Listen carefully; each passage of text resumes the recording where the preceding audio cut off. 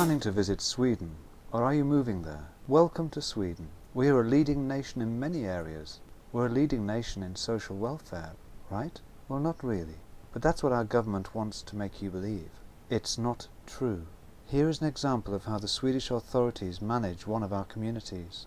This is a lesson in how Sweden treats old people nowadays. This example is from a town called Trollhättan. Next to the city centre is a home for the elderly, a retirement care home for old people. Large, violent armed gangs of immigrants spend their days and nights around the city centre here. They have violent, aggressive dogs too, and they use them against the staff and elderly residents. They fire their guns at the retirement home, at the old people, and at the staff. They rob and beat them and burn their cars. They look for Swedes to beat and rob. They use guns, knives and baseball bats with spikes. They force the Swedes to walk along the walls like some kind of animals.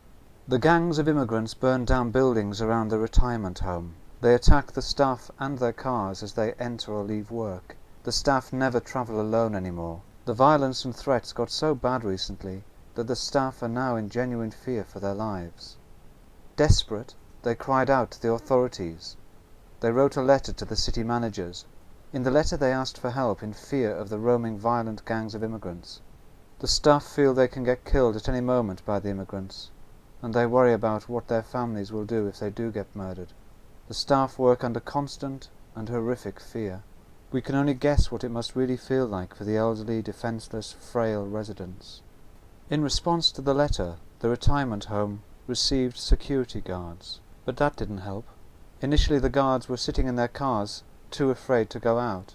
The situation was so dangerous that the guards eventually fled, only after a few days.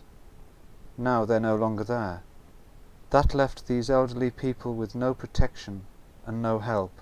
On top of this, the police and other authorities don't say much. They don't do much either. The response from the union representative for the caregivers is stunning. Mr. Andersson's only concern is that the political opposition may gain support from the street terror nightmare and the incompetence shown by the authorities. He said, "I assume the security is taken care of somehow." He made it clear that he won't be doing anything. The local police are equally unconcerned. Police Chief Lennartsson said, "Our mission is to ensure safety. It's too bad the people at the home feel this way." He said that they patrol the area more now, but the scared citizens, they haven't noticed any change. Some of these problems were reported in the news way back in 1994, but since then nobody has really cared about the security of these elderly citizens, and the crime and violence grow with every passing month. Now the people live a horrific nightmare, feeling that they may get murdered by the immigrants at any moment. This is not a doomsday prophecy about a possible future. Sweden. This is what is happening now in October 2008. And this is only one of hundreds of communities in a similar catastrophic situation, and nobody seems to care. So if you care about what's happening and want to make a change, vote Swedish next time. That'll change Sweden for the better.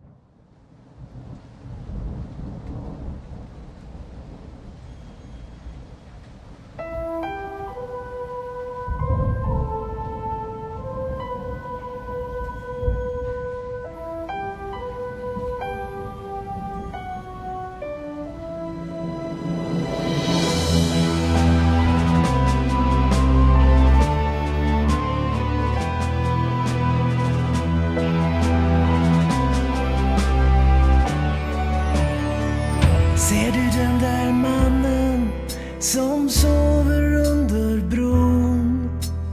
Hemlös och ensam med smutsiga skor. Och kvinnan som samlar på burkar och skräp. Det är Sverige just idag. Ser du inte alla dessa trasiga hem? Med mor och far är skilda, kommer barnen i kläm. Och andra som lever i övergrepp och hot. Det är är Sverige just idag.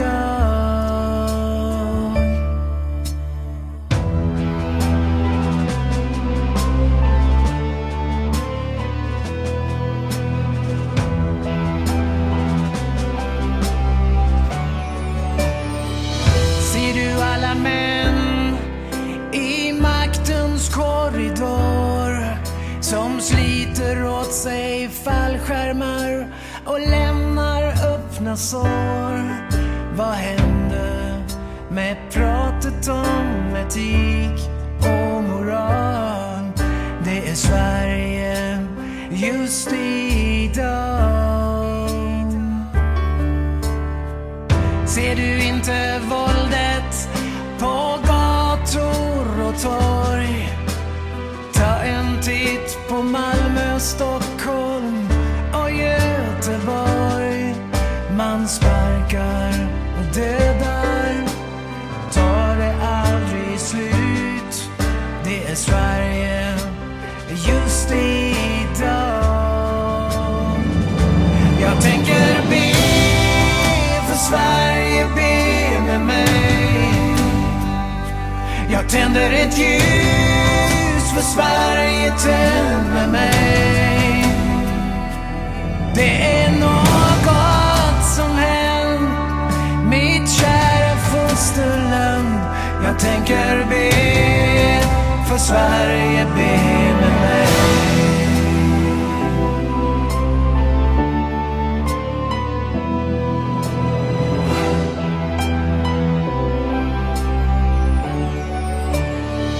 Kyrkor som sover sin törnrosa sömn.